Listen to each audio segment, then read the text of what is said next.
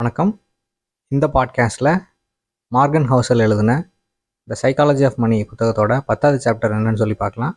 சாப்டரோட தலைப்பு சேவ் மணி. இதில் அவர் savings rate கூட்டுறதை பற்றி பேசுகிறார், சேவிங்ஸ் ரேட்டை அதிகப்படுத்துறதை பற்றி பேசுகிறாரு. வழக்கமாக ஒரு உண்மை சம்பவங்களை சொல்லி ஆரம்பிப்பார். இந்த சாப்டரில் ஒரு தனிநபரோட உண்மை கதை அதெல்லாம் சொல்லாமல் over the period of years மக்களோட சேவிங்ஸ் ரேட் எப்படி அதே மாதிரி ஸ்டாக்னண்ட்டாக இருக்குது, இல்லை சிலர் சேலரி உயர உயர எப்படி சேவிங்ஸ் ரேட்டை உயர்த்தாமல் லைஃப் ஸ்டைல் க்ரீப்புக்குள்ளே மாட்டிக்கிறாங்க அப்படின்லாம் சொல்கிறாரு. இன்வெஸ்ட்மெண்ட்டுக்கு முன்னாடி சேவிங்ஸ் ரேட் அப்படின்றத அதிகப்படுத்தணும் அப்படின்னு சொல்லி அவர் சொல்கிறாரு.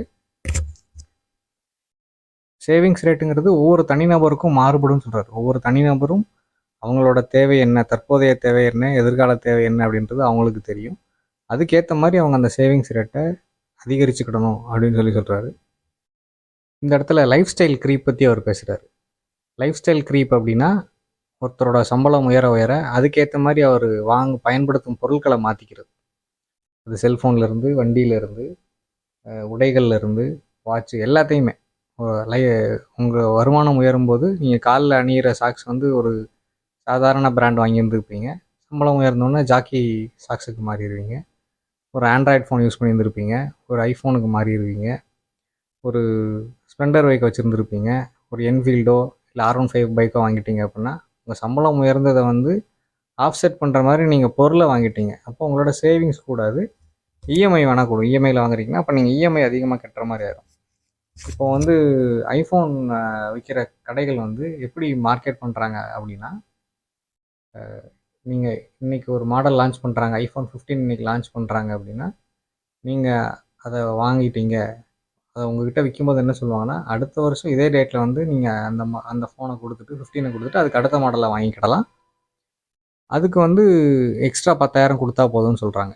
இப்போ நீங்கள் வெறும் 10,000 ஒரு புது ஃபோன் யூஸ் பண்ண போகிறோம், இல்லை மாற்றிக்கிட போகிறோம் அப்படின்னு சொல்லி ஹிடன் காசெல்லாம் சொல்ல மாட்டாங்க. இப்போ நீங்கள் வருஷம் 10,000 ஃபோனுக்கு செலவு பண்ணுறீங்க, 20,000 கொடுத்து ஒரு ஃபோன் வாங்கி 4 வருஷம் யூஸ் பண்ணுறீங்கன்னா அது வேறு. 10,000 தனியாக ஃபோனுக்கு மட்டுமே நீங்கள் எடுத்து வைக்க வேண்டியது இருக்குது அப்படின்னா உங்களுக்கு பணம் பற்றிய அக்கறை இல்லை அப்படின்ற மாதிரி அவர் சொல்கிறார். இல்லை, நீங்கள் லைஃப் ஸ்டைல் க்ரீப்பில் மாட்டிக்கிறீங்க, அந்த சுழற்சியில் மாட்டிக்கிறீங்க, சம்பாதிப்பது செலவு செய்வது அந்த சுழற்சியில் மாட்டிக்கிறீங்க அப்படின்னு சொல்லி சொல்கிறாரு. என்ன காரணத்துக்காக தான் சேவ் பண்ணணும் அப்படின்னு இல்லை, சேவ் பண்ணுறதுக்கு நீங்கள் காரணம் தேடாதீங்க, சேமித்து வைக்கிறதோட இன்பத்துக்காகவே சேமித்து வைங்கன்னு சொல்கிறார். பணம் பெருகுவதை பார்ப்பதற்காகவே, அந்த உணர்வுக்காகவே சேவ் பண்ணுங்க அப்படின்னு சொல்லி. இப்போது கணவன் மனைவி 2 பேரும் வேலை பார்க்குறாங்க, சம்பாதிக்கிறாங்கன்னா அதை கிண்டலாக டபுள் இன்ஜின் க்ரோத் அப்படின்னு சொல்லிலாம் சொல்கிறாங்க. இப்போ 2 பேர் சம்பாதிக்கும்போது ஒருத்தரோட இன்கம் ஒட்டுமொத்தமாக சேவ் ஆகும் அப்படின்னா அவங்க 2 பேரும் வழக்கத்தை விட ஒரு 5 வருஷங்களுக்கு முன்னாடியே ரிட்டையர்மெண்ட் பற்றி யோசிக்கலாம் இல்லையா? இல்லை ஒருத்தர் கூடிய விரைவிலேயே ஒரு பிரேக் எடுத்துக்கலாம். 2 பேரும் தனியார் துறையில் இருக்காங்கன்னா ஒருத்தர் வேலையை விட்டுட்டு 1 or 2 இயர்ஸ்க்கு அப்புறம் கூட திரும்ப வேலைக்கு போகலாம்.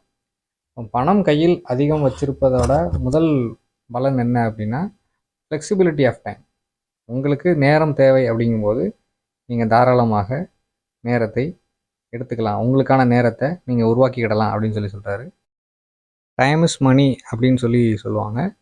மார்கன் ஹவுசல் பணத்தை மிக அதிகமாக சேமிக்கணும் அப்படின்னு சொல்லிட்டு இறுதியாக நீங்கள் சேமிக்கிற பணம் உங்களுக்கு போதுமான அளவு நேரத்தை உருவாக்கிக்கிட்டது தான் அப்படின்னு சொல்லி தான் அந்த சாப்டரை முடிக்கிறாரு. நம்ம இன்றைக்கி நேரம் பற்றின ஒரு அவேர்னஸ் இல்லாமல் இருக்கும். நமக்கு நிறைய நேரம் மிச்சமானதாக இருக்குது, அந்த நேரமெல்லாம் இன்டர்நெட்லேயே வேஸ்ட்டாக போயிடுது, இல்லை என்டர்டெயின்மெண்ட்டில் வேஸ்ட்டாக போயிடுது. அதை நம்மளோட அட்வான்டேஜ்க்கு பயன்படுத்திக்கிறது எப்படி, நம்மளோட மகிழ்ச்சிக்கு பயன்படுத்திக்கிறது எப்படி அப்படின்ற ஒரு புரிதல் நமக்கு இல்லை. அதை பற்றி யாரும் பேசுறதில்ல.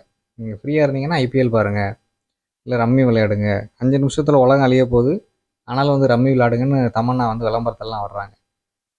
இதெல்லாம் சொல்கிறார் அவர். இதெல்லாம் சொல்கிறாருன்னா லைக் நேரத்தை உங்கள் அட்வான்டேஜுக்கு பயன்படுத்திக்கிறதுக்கு, உங்கள் மகிழ்ச்சிக்காக பயன்படுத்திக்கிறதுக்காக நீங்கள் பணத்தை சேமித்து வைங்க.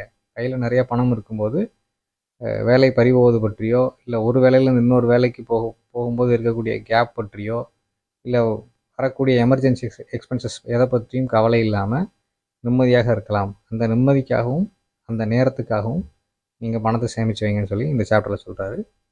இவ்வளோ நேரம் பொறுமையாக கேட்டதுக்கு நன்றி. அடுத்த பாட்காஸ்ட்டில் மீட் பண்ணலாம். தேங்க்யூ.